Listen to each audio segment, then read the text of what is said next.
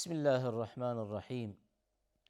الحمد لله رب العالمين والعاقبة للمتقين، والصلاة والسلام على أشرف الأنبياء والمرسلين سيدنا محمد وعلى آله وصحبه أجمعين. بینندگان عزیز و محترم، السلام علیکم و رحمت الله و برکاته. همواره با مباحث معجزات پیامبر علیه الصلاة و السلام در خدمتان می باشم. به همان گونه که در نشست‌های گذشته تعداد زیادی از معجزاتی که برای پیامبر علیه الصلاة و السلام اتفاق افتاده و یا در واقع نشانه‌هایی از نبوت پیامبر علیه الصلاة و السلام، مسائلی به سم و حضور شما رساندیم، در این نشست هم می‌خواهیم به حول الله و قوته در مورد یکی دیگر از علائم و نشانه‌های معجزات پیامبر علیه الصلاة و السلام و یا در مورد نشانه‌های نبوت پیامبر علیه الصلاة و السلام مسائلی داشته باشیم. یکی دیگر از معجزات چنین میگوید که رسول الله علیه الصلاة و السلام برخلاف سایر بشریت زمانی که نماز میبستند، زمانی که در حالت نماز بودند، پشت سر خودشان میدیدند. یعنی این که رسول الله علیه الصلاة و السلام در واقع برخلاف اون چیزی که ما انسان‌ها در واقع فقط جلو خودمان با این دید خودمان، با این بینایی خودمان مشاهده میکنیم، اما مشاهدات پیامبر علیه الصلاة و السلام به همان گونه که در واقع در پیشاپیش و یا جلو خودشان مشاهده میفرمودند، باز هم پشت سر خود هم مشاهده میکردند و این تقریبا میشه عنوان کرد قریب به اتفاق است که این معجزه فقط در حالت نماز می باشد. یعنی زمانی که رسول الله علیه الصلاة و السلام به نماز می ایستند، بنا به فرمایش نبوی خودشان، بنا به اون چیزی که فرمایش دادند، و این روایتی داریم که در صحیح ترین کتب اهل سنت روایت شده، در صحیح بخاری و صحیح مسلم، که رسول الله علیه الصلاة و السلام نمازگزارانی که پشت سر او مأموم بودند مشاهده می‌فرمودند. این روایت به اتفاق یکدیگر قرائت کنیم و سپس در مورد این معجزه، در مورد این اعجاز مسائلی هم خدمتون داشته باشم. و این روایت همونطوری که عرض شد امام مسلم رحمت الله علیه و همچنین امام بخاری رحمت الله علیه، این دو امام بزرگوار، این روایت در دو صحیح خودشان عنوان فرمودند: کان رسول الله صلی الله علیه و سلم یرى ما یصنعه الصحابه والمنافقون من وراء ظهره وهو یصلی. روایت چنین میگوید که رسول الله علیه الصلاة و السلام در حالی که نماز میبستند، در حالی که وارد نماز می شدند، نمازگزاران را پشت سر خود می دیدند، مشاهده می کردند. عن انس بن مالک رضی الله عنه قال، این روایت انس بن مالک روایت نموده. انس بن مالک یکی از شاگردان ممتاز رسول الله علیه الصلاة و السلام بودند و یکی از در واقع خدمتگزاران رسول الله علیه الصلاة و السلام بودند که از کوچکی، از سن تقریبا 7 سالگی، انس مادرش او را به خدمت رسول الله علیه الصلاة و السلام آوردند تا اینکه در خدمت پیامبر بزرگوار اسلام علیه الصلاة و السلام باشند.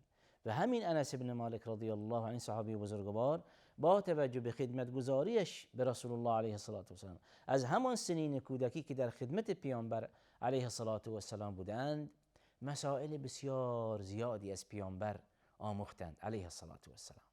مسائل بسیار زیادی از جانب رسول الله علیه السلام روایت کردند و از اخلاق پیامبر علیه السلام مسائلی عنوان کردند. در یکی از روایت ها میگوید که خدمت رسول الله صلی الله علیه و سلم 10 سنین. بعد میگوید که من خدمت پیامبر علیه السلام بودم، 10 سال خدمت گزاری او کردم. میگوید که روزی برای من نگفت که چرا این کار رو انجام دادی،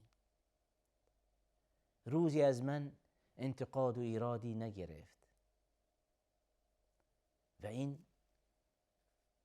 همان اخلاق پیامبر علیه السلام میرساند که در قرآن کریم الله ذوالجلال در مورد او چنین تمجید میفرمایند: و انک لعلی خلق عظیم. ای پیامبر، ای بنده من، تو بر یک اخلاق عالیه و وارسته ای هستی. و همین امر شاگرد ممتازش انس رضی الله عنه در روایت هایی چنین میگوید که من سالیان سال در خدمت پیامبر علیه السلام بودم، اما روزی بر من سخت نگرفت، روزی مرا تنبیه نکرد. و روایت های زیادی از اخلاق و از اخلاقیات رسول الله علیه السلام روایت کردند. همین روایت همین انس بن مالک رضی الله عنه روایت میکند و عرض شد بر این که از همان سنین کودکی انس خدمتگزار رسول الله علیه السلام بودند. عن انس بن مالك رضی الله عنه قال: بينما رسول الله صلى الله عليه وسلم ذات يوم اذ اقيمت الصلاة فقال. انس میگوید که روزی در واقع طبق معمول نماز برگزار شد و پیامبر علیه السلام پیشوا بودند و من انس بن مالک هم یکی از در واقع نمازگزاران بودم. اون چیزی که من مشاهده کردم و اون چیزی که شنیدم الان همین قضیه و همین شنیدن ها به نسل های بعدی منتقل میکنم. این در واقع روایت چنین میگوید که انس بن مالک رضی الله عنه مشاهدات عینی خودش و اون چیزی که به گوش خودش شنیده است الان برای نسل های بعدی بازگو میکند با نهایت رعایت امانت علمی. و اصحاب رسول الله علیه السلام در وهله اول خوشنودی الله ذوالجلال در قرآن کریم از اونها ثابت شده. ثانیاً اجماع امت اسلامی بر عدالت بودن اونهاست، یعنی اینکه صحابه پیامبر علیه السلام رضی الله عنهم اینها افراد بزرگواری هستند، الله ذوالجلال از اونها راضی شده است. اما به این معتقدین بر این که صحابه معصوم نیستند، صحابه همچون پیامبران معصوم نیستند، اما صحابه اجماع اهل علم بر این است بر این که انسانهای عادلی هستند، یعنی این که با توجه به تمجید الله ذوالجلال از اونها و تزکیه اونها اینها دروغ نمیگویند، با توجه به اون ایمان و اون تقوا و اون فداکاری هایی که برای اسلام داشتند و با توجه به این که در مدت طول نبوت پیامبر علیه السلام در رکاب پیامبر صلی الله علیه وسلم بودند، این افراد عادلی می باشند، یعنی این که دروغ نمیگویند. پس اینجاست که با این همه فضایل و خصایص و جایگاه خاصی که داشتند و با توجه به این که الله ذوالجلال از اونها اعلان رضایت داشتند، اما معصوم نیستند. زمانی که میگوییم معصوم نیستند و بگوییم که این شخص معصوم نیست، یعنی این که این شخص ممکن است بنا به بشریت بودنش مرتکب خطا شود، مرتکب لغزش شود، ممکن است دچار لغزش شود. و صحابه رضی الله عنهم از در واقع دچار لغزش شدن مستثنا نیستند، اما یک خصیصه بسیار عظیمی داشتند، برای اینکه چنان که دچار لغزش شوند در واقع خدمت پیامبر علیه السلام مشرف می شدند و اون اشتباه خود را در واقع در میان می گذاشتند و توبه و استغفار می کردند. از این رو پیامبر علیه السلام می فرمایند که خیر الخطائین التوابون، بهترین خطا کنندگان توبه کنندگان می باشند. انسان نمی تواند ادعا کند که من هیچ لغزشی از من صورت نمی گیرد، نمی تواند ادعا کند که هیچ اشتباهی نکنم. نه، چنین نیست. انسان در واقع بشر است و خطا می کند. از این بابت آیاتی داریم در قرآن کریم و روایت‌های زیادی داریم از جانب پیامبر علیه السلام که بعد از هر اشتباهی و بعد از هر لغزشی توبه و استغفار کنید. پس اینجاست که دین مبین اسلام دین رحمت است، دین پاک است، دین مهربانی است. با مرتکب شدن یک لغزشی، یک اشتباهی چنین نیست که خط قرمز بر این فرد مؤمن کشیده شود. نه، چنین نیست. الله ذوالجلال ارحم الراحمین است و برای بنده‌اش فضا باز می کند، فرصت در اختیار او قرار می دهد. او راهنمایی کرده که تو بنده من هستی و تو بشر هستی و ممکن نیست که مرتکب خطا نشوی، اما چنان که مرتکب خطا شدی توبه و استغفار کن. بهترین خطا کنندگان توبه کنندگان می باشند. وسارعوا الى مغفرة من ربكم وجنة عرضها السماوات والارض اعدت للمتقین. پس اینجاست که الله ذوالجلال بندگان خودش به این دعوت میکنند که برای رسیدن به بهشت برین، برای رسیدن به خوشبختی با یکدیگر رقابت کنید، با یکدیگر رقابت کنید در کارهای خیر. پس اینجاست که صحابه رضی الله عنهم عادلند از این بابت اون مسائلی که از پیامبر علیه السلام مشاهده نمودند برای نسل‌های بعدی بازگو کردند و به این مطمئن باشیم که صحابه رضی الله عنهم بنا به اجماع امتی که در مورد اونها دارند عادل می باشند.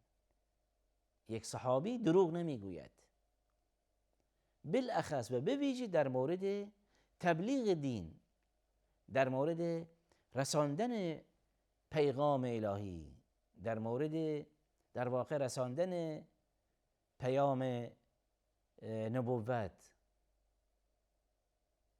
به همان گونه که فرشته وحی همین قرآن کریم از جانب الله واحد عزوجل دریافت نموده و با نهایت همان امانت به پیامبر علیه السلام رسانده، یعنی این که در واقع فرشته وحی یک واسطه‌ای بوده بین الله و رسولش. حال همین صحابه، همین نسلی که در خدمت پیامبر علیه السلام بودند، اینها واسطه‌ای هم بودند بین پیامبر و نسل‌های بعدی. قرآنی که امروزه در اختیار ماست، قرآنی است که امروزه تمام مسلمانان با تمام مسالک و مذاهب و عقایدی که دارند به این قرآن کریم تبرک می جویند، به این قرآن کریم افتخار دارند. کمتر منزلی پیدا شود که در اونجا نسخه ای از قرآن کریم نباشد. پس هر مسلمانی نسبت به قرآن کریم یک دید خاصی دارد. حال همین قرآن کریم چگونه به نسل‌های بعدی از جمله نسل امروزی ما رسیده؟ توسط چه کسانی؟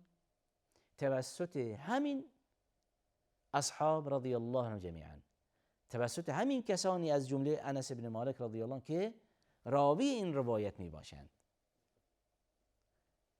و اینجاست که دشمنان سعی و تلاش می کنند که در واقع خدشه‌ای وارد کنند بر این روایت های صحیح، خدشه‌ای وارد کنند بر این روایت کنندگان، تا در نهایت به نقشه های شوم خودشان برسند، تا در نهایت به اینجا برسند که بگویند بله، به همان گونه که شاگردان پیامبر، این صحابه، این افراد در روایت ها علیاذ بالله دروغ گفتند، پس اینها در رساندن کتاب آسمانی، در رساندن پیغام و در رساندن قرآن کریم باز هم ممکن است دروغ گفته باشند. پس اینجاست که دشمنان اسلام در نهایت دنبال همین می باشند که فتنه ایجاد کنند که در واقع در نهایت این پیغامشان به گوش ملت ها برسانند، برای اینکه نه قرآن صحیح می باشد و نه روایت هایی که از جانب پیامبر علیه الصلاه والسلام روایت شده است. و این در واقع همان انتقادهایی که ایراد می شود و این شبهاتی که ایراد می شود در نهایت برای تشویش اذهان مسلمانان می باشد. اما خود الله واحد عزوجل به این افراد جواب می دهد که و می فرمایند انا نحن نزلنا الذکر و انا له لحافظون. الله خودش متکفل حفظ قرآن کریم شده است. همین مبحث به نشست آینده واگذار میکنیم. و آخر دعوانا ان الحمد لله رب العالمين و صلی الله علی سیدنا محمد و علی آله و صحبه و سلم.